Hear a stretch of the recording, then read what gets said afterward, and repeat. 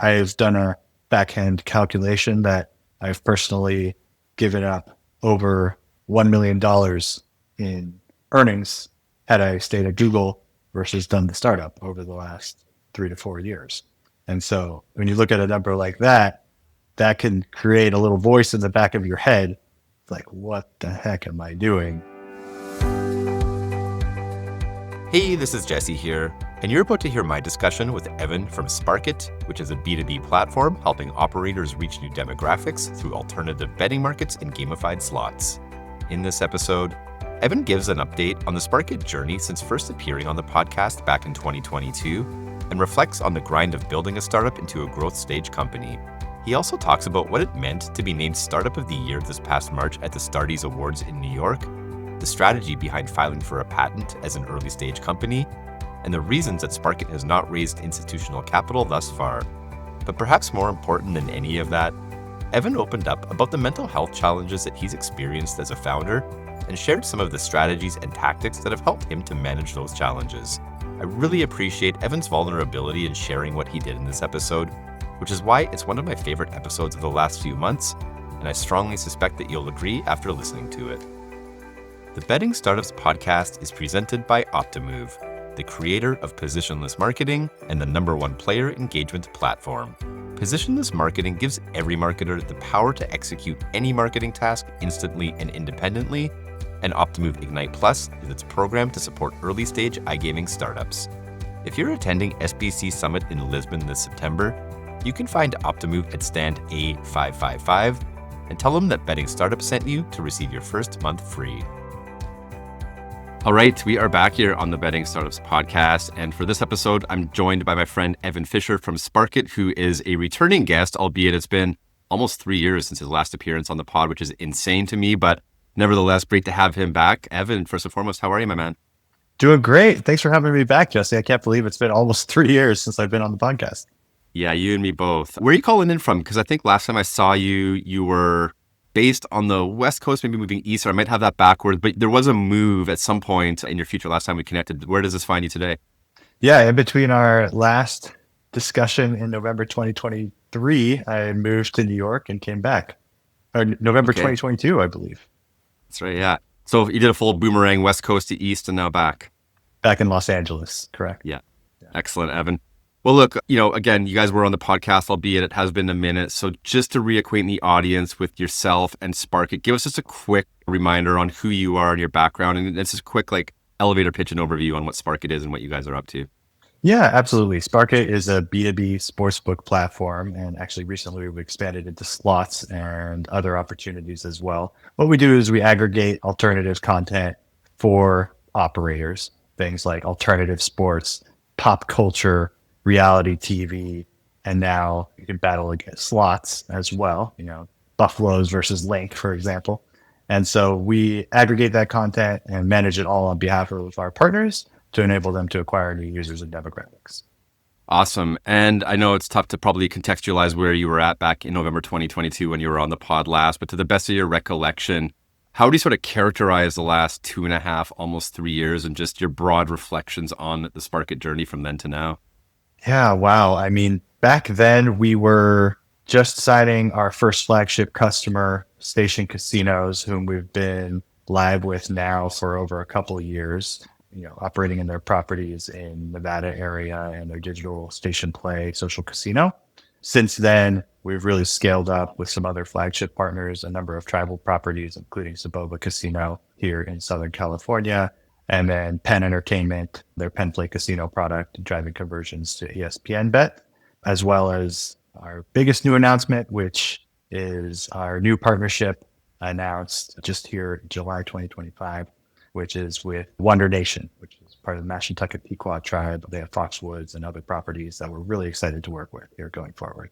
Awesome. Well, congratulations on this new announcement, by the way, and all of, sustained progress from November 2022 to now.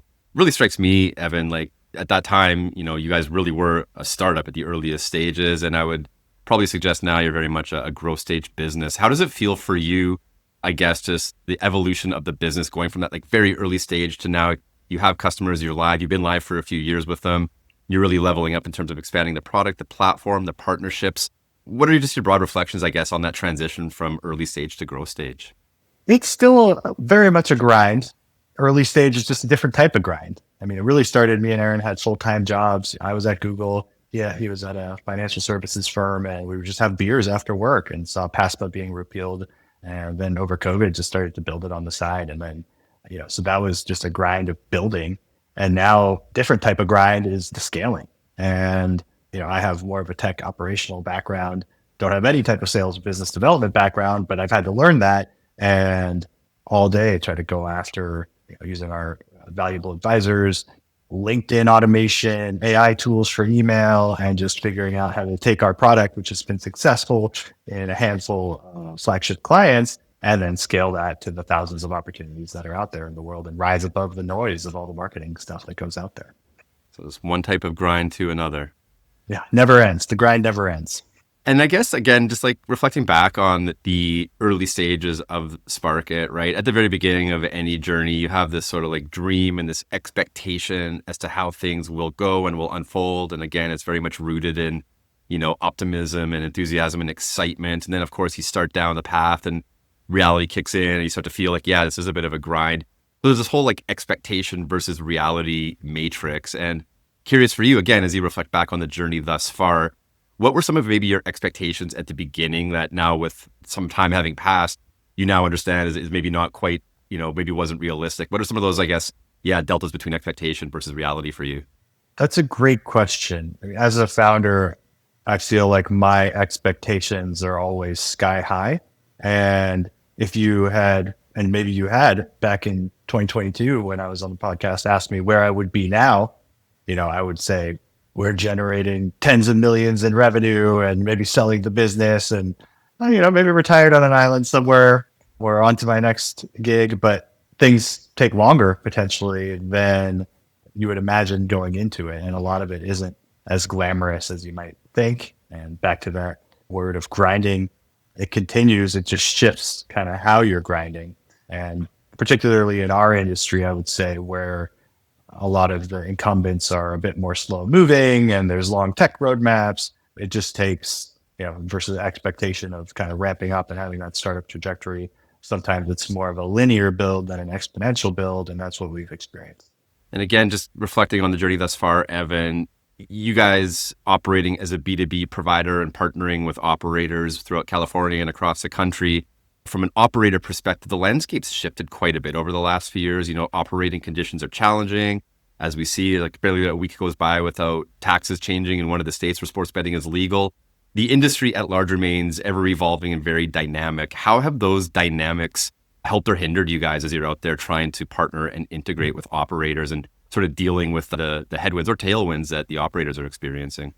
Yeah, I'd say the traditional regulated operators face a lot of challenges, as you've alluded to, with the regulations and tax regimes. But I'd say overall, if you look at the gambling or prediction or picks or whatever you want to call it, overall gaming industry, it's really tailwinds because there are now different avenues to bring products to market. We've seen the prediction markets, obviously, which are trying to operate in 50 states under CFTC regulation. And then, there's obviously daily fantasy. We've released a product earlier this year, which is skill gaming, which we have a legal opinion to offer to our partners in 42 states.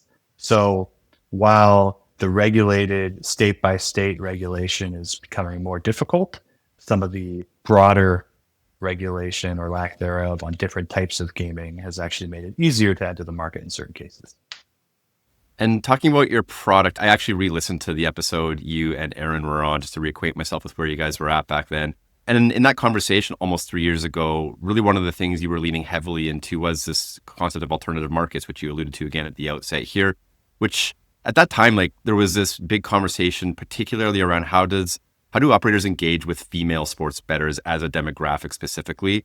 And I know you guys were leaning heavily into that with some of the pop culture type markets you were posting, and you were having some amount of success tapping into that demographic. How has that continued to evolve for you guys? And I guess, more broadly, how has this general strategy of alternative markets and trying to serve these underserved demographics worked out for you? Does that still remain a focus area for you? Have you become a bit more agnostic in your focus?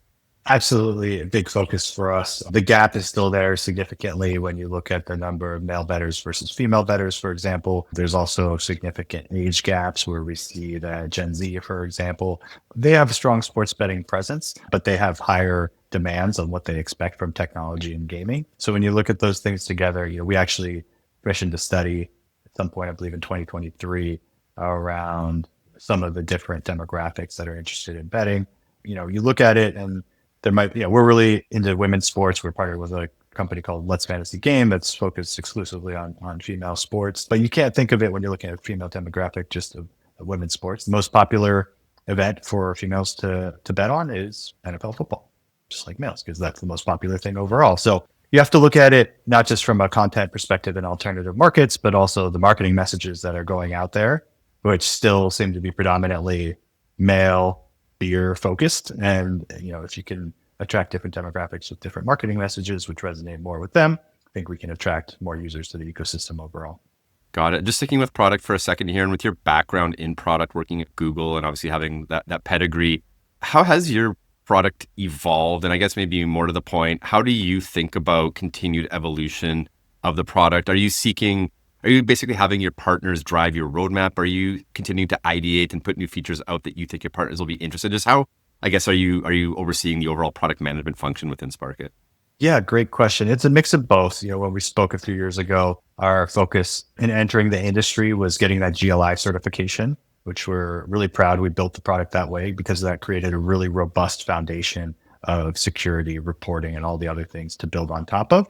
And then, of course, we have now clients in place who have feature requests or even different products that would be valuable to them and that would obviously generate direct revenue for us. And so that's one piece of it. But then when we look at our roadmap over the next few months and what we've just built, right? I mentioned we have our skill gaming product, which is a contest style entry where you enter for a fixed amount called $10, and then you win fixed prizes based on a budget that you allocate to making different picks. So that's one strategy that we're employing to kind of broaden without going into direct betting to allow both ourselves and our operator partners the ability to enter markets that are more difficult from a regulated betting perspective. And then I would be remiss if I didn't talk about some of our AI plans because that's the hot topic these days. And we are actually about to be granted a patent, which we filed back in 2020, showing how quickly the government works with patents 5 years later, on using machine learning to automate the entire process of market creation, resolution, odds making, all the steps that kind of go into creating markets with the vision of allowing up and coming sports leagues or even Twitch streamers who have a big following and are playing esports online to be able to spin up markets really efficiently and effectively. I won't dive into all of the nitty gritty, but to put it in the simplest terms I can, I mean, imagine a chat GPT like function where you can type in, create betting markets for this Fortnite tournament that's happening, and using all available information, both from user inputs and the internet, we can actually automate that process. And then the system can learn over time how to most effectively do that. Very cool. The patent strategy isn't one I hear a lot about on this podcast. I mean, obviously talking to a lot of startups, patents maybe aren't front of mind. Can you just, for a minute here, Evan, like demystify that a little bit beyond the fact that it takes 5 years to get one? Talk a little bit about, just from a Sparket perspective, the strategy of pursuing a patent. Is this a defensive thing? Is it an offensive thing? Just talk a little bit about some of the strategy around the thinking going into it. Yeah, one of the biggest questions we get particularly from investors that we speak with is, oh, well, this is a great business idea. Why doesn't DraftKings just build it themselves? So yeah, it adds some defensibility to some of the products that we build and some of the features that we build. I do think having patent in place, depending on what it is, of course, can add some value to your business and give your shareholders some confidence that you have a moat around your technology. It's a lot of work to put together and there's a lot involved in it. Fortunately, one of our advisors is a patent attorney, so he was able to help us significantly in that process. But it also, independent of the IP and legal protections, it really forces you to think critically and document a lot of what you want to build, how you want to build it, why is it unique, what value is it going to add. And so actually creating that 40 plus page patent document helped us with our vision of where we're going to bring the product. Super cool, Evan. And then talking about shareholders and investors, again, and reflecting back to our conversation almost 3 years ago, we spent a few minutes in that conversation talking about, at that time, you guys were fundraising, but you were doing a crowdfunding campaign, which was pretty cool. But between then and now, what's the capital side look like? Have you raised additional capital? How have you feel the growth that you guys have seen over the last few years? Yeah, on the capital raise side, we've continued to raise capital largely from individual investors, angels. Almost all of our checks have been between 25K and 100K. Outside of that equity crowdfunding, we had one lead investor with 500K check. We've done it almost all on safe notes. We've avoided any of the institutional VC investment from our own choice and their choice. Sometimes it's a really tricky environment the last couple of years. Maybe it's picking up a little bit now, but all told, we've raised about approaching 2.5 million for the company now since its inception.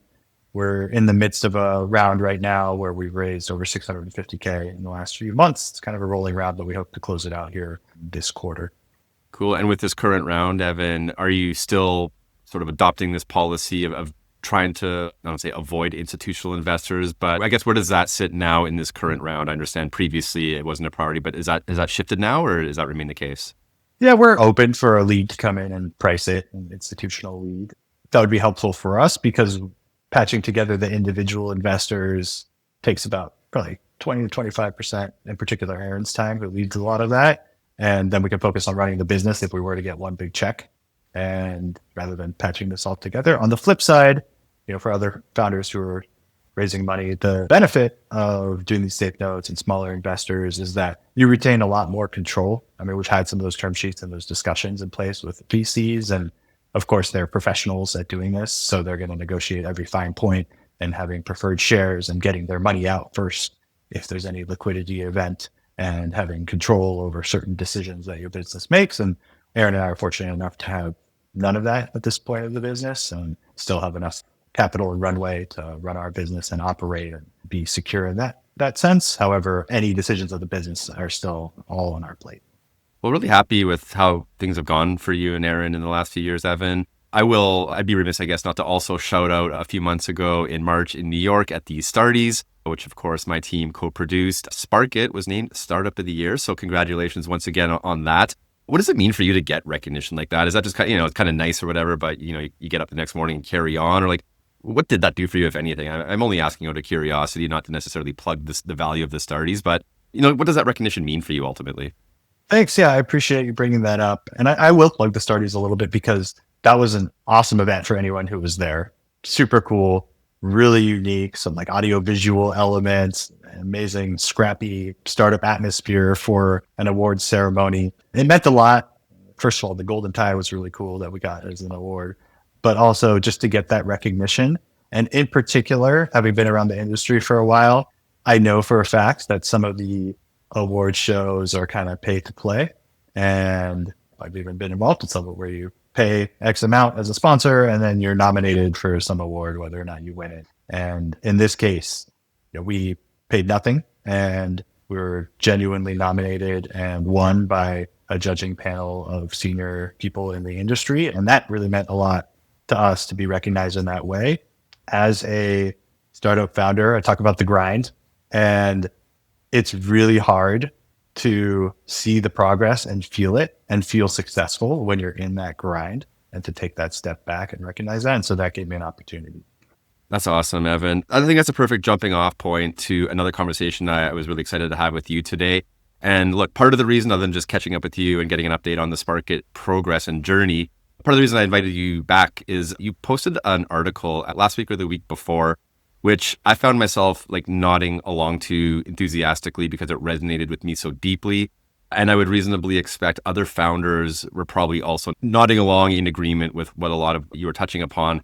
The title of the article was Managing Mental Health as a Founder. And I mean, you've alluded to it a few times in this conversation so far, the grind, right? And we really don't talk about like, what are the costs we all pay as founders and entrepreneurs grinding away day in and day out? And in your article, I mean, number one, I have to really give you, a lot of credit here for putting yourself out there and really just being as vulnerable as you were with this article. You shared a lot of the challenges you've personally experienced over the last few years building Sparket.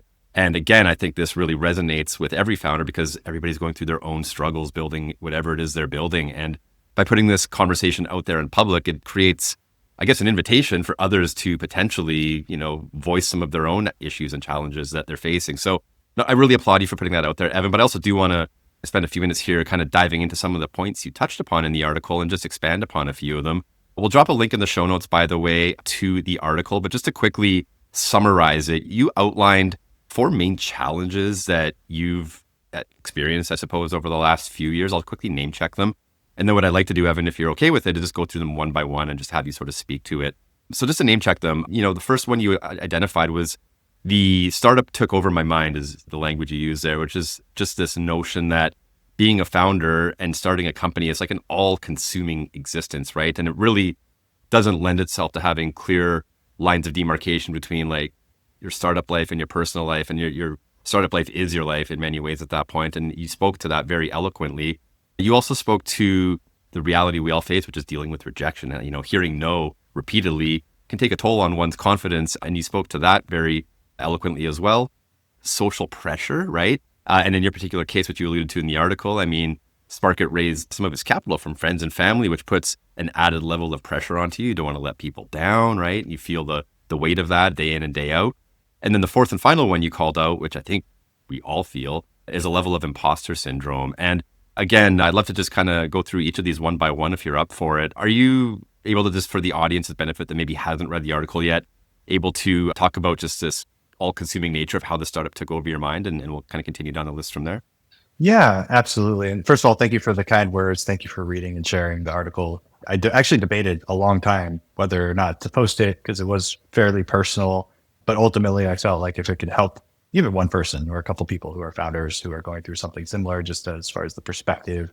And I also share in the article what I do to manage those things, like some quick tips that have helped me not overcome, but manage some of those symptoms and some of those challenges. It would be valuable enough to put out there.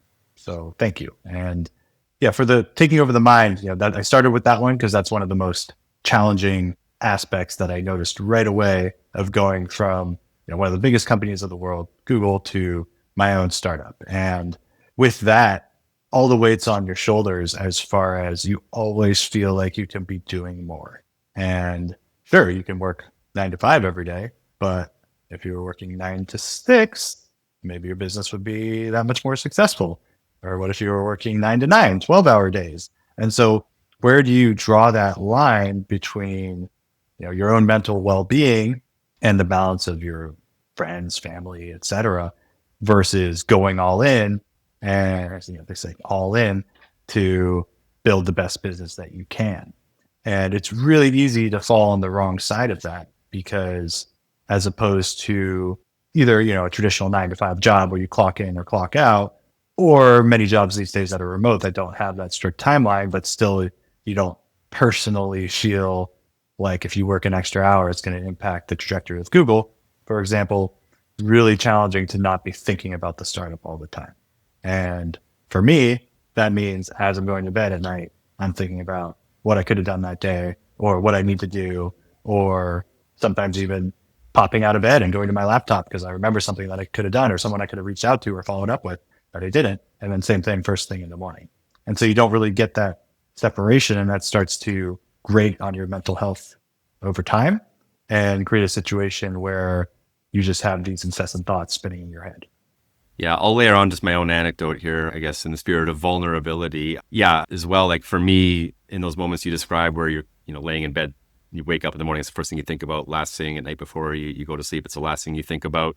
For me, at one point anyway, less so today, but certainly in previous chapters of my journey, I almost had like a guilt complex if I wasn't thinking about the startup. I'm like, wow, like I'm doing a disservice to all of the stakeholders involved. And so I indexed very heavily toward that, leaning into the all-consuming nature of it, because that's what I thought I needed to do, and had all of these like guilt complexes around not being that way. But that also then came at the expense at that time of, some friendships, personal relationships. So you can't be everywhere all the time and as available as you want to be to everyone all the time. And, it took a little bit of, just figuring it out, I guess, without a manual and an instruction book and realizing that actually that's not sustainable either. So that one definitely like probably resonated for me of the four you listed there. They all resonated, but that one certainly stuck out for me because I can certainly relate to that. And I think others can as well. Thanks for sharing that. Yeah, it's interesting too. One thing I'll add is that, and Aaron, my co-founder, shared an article with me yesterday that said the most successful founders and business leaders aren't always the hardest working. They're actually, it said, ambitious and lazy sometimes. And they know how to work hard, but they also value, they know they're working hard so that they can enjoy life. And so they find that right balance. And so counterintuitively, sometimes the more consumed you are in it and the harder you work, it actually detracts from what you're trying to do because you're not able to get that mental space to take a step back and see how to work most effectively. Yeah. And not to belabor the point, but that also resonates. Like for me, I would, 10, 12, whatever hour days, but like the more time in a day you spend on it, there's diminishing returns. You just burn yourself out and you're not really at the 12th hour of working in a day. You're not as productive as you were as in the first or second hour. So there's diminishing returns. And for me, and I know, your co-founder, Aaron, is a new father as well. I'm a new-ish father at this point, but that's been a good forcing function to also like work smarter, right? Like I don't have the 10 to 12 hours a day to work anymore, even if I wanted to. So it's been also a good forcing function to be like, okay, like how can we shift things up and change that relationship with work and overcome some of that guilt complex? So we could probably talk all day about that one, but let's move on to the next one in the list here, Evan, which is this thing, again, we all experience, which is dealing with rejection, right? You have to hear 99 no's to get to one yes. Talk a little bit about your experience there dealing with rejection and the no's. Yeah. And particularly my background, as I mentioned, was not in any type of sales. And as a founder, you have to be a salesperson, whether it's getting investors, getting clients, et cetera, selling your vision to industry leaders, to get awards or whatever it may be. And I remember early on, we met a really senior person in the industry. And this was like, we were still part-time. We were building this. We were excited about it. And he told us, there's no way this is going to work. No one's ever going to do this. This is a bad idea. And that was just kind of the tip of the iceberg to hear that from the industry leader. We were so excited, we dressed up to meet him. And now, even today, with some success and traction with the business and 6 figures of revenue and all those things, we get way more no's than yeses. On the client side, you have to reach out to probably 1,000 contacts to get one deal. It's probably some rough ratio. And then for every 20 meetings you have, you might get one yes at most. And then same with investors, 95% no's. So whether or not you recognize it consciously certainly takes a toll subconsciously. And then what that can start to do, I noticed for myself, is it's hard to bring that enthusiasm.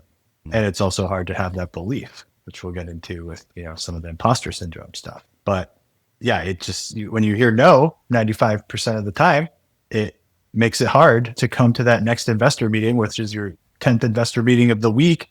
And 9 people have told you your idea isn't worth investing in, and come with that same genuine energy and belief that they should invest in your company. So that's kind of the journey, and it's difficult. And to overcome that, I think you have to really, really celebrate the wins. And one thing the human mind does that is a natural part of our evolution is it will anchor on threats. It will anchor on negativity. The old adage that losing in the Super Bowl hurts 10 times worse than winning the Super Bowl feels good. That type of energy. You have to very consciously celebrate every win for yourself, for your team, for the company, and really focus on that to bring that energy to overcome, to the extent you can, those 99 no's that came before that.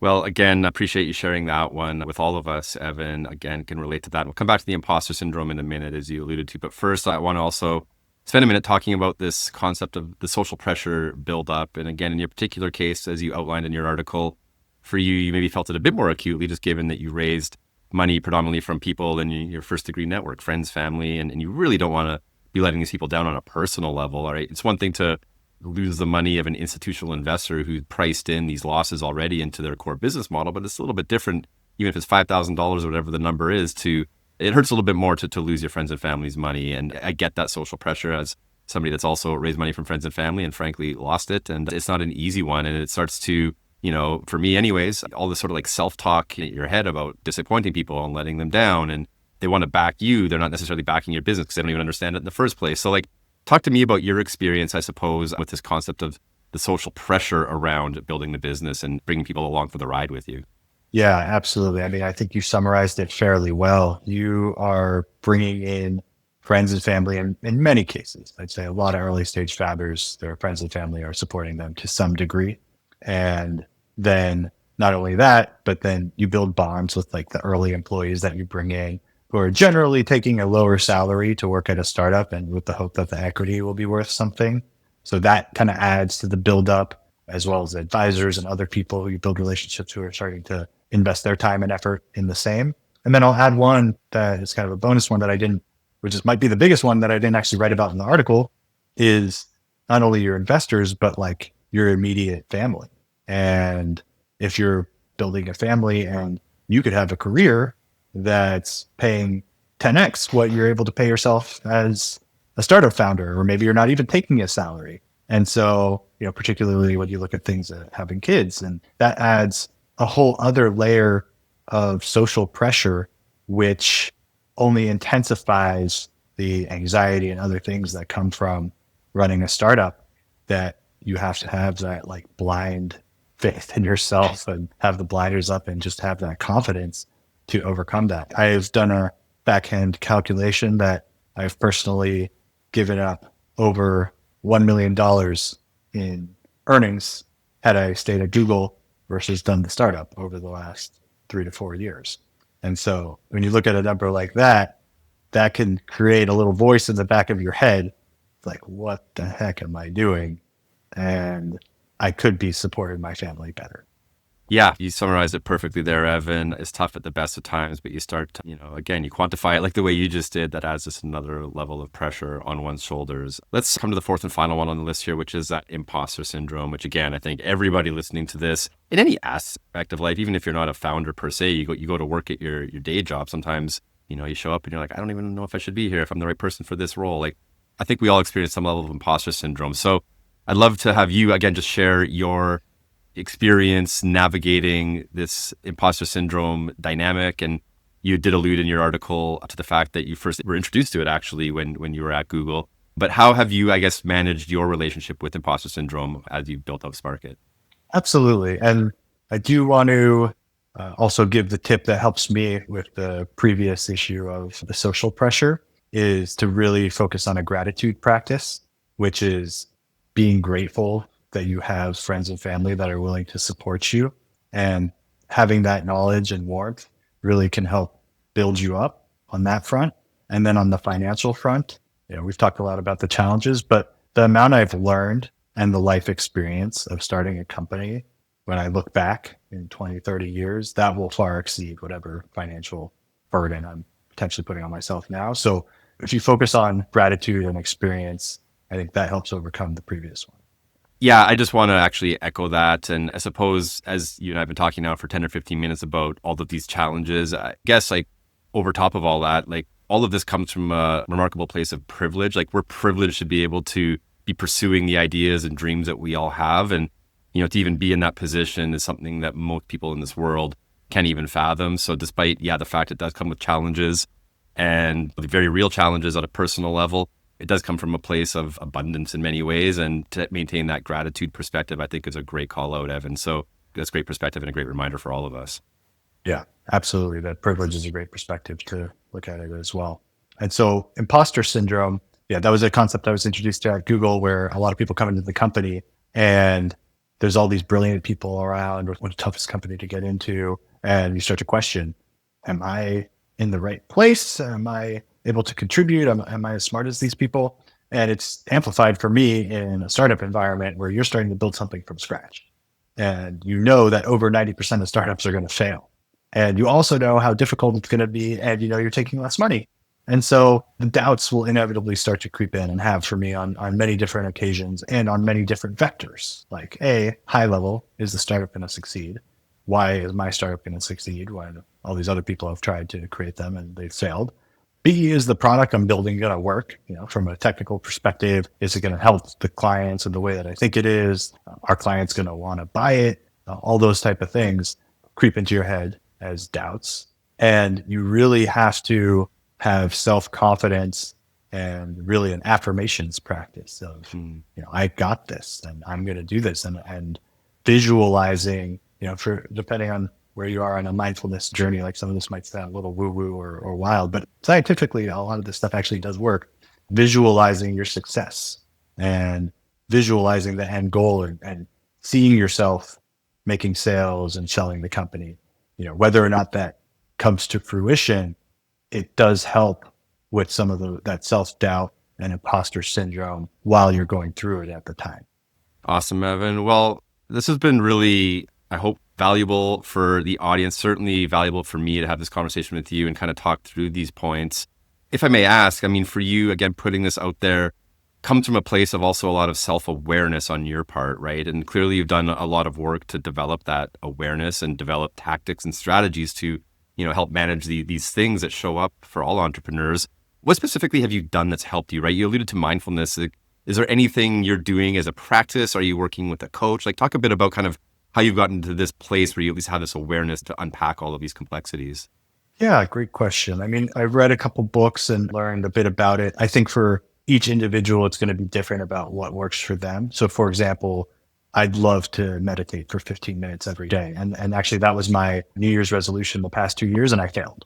I just don't find the time to do it. And oftentimes when I'm sitting there, I get distracted. And so I'm not able to do it. One thing that works for me is yoga.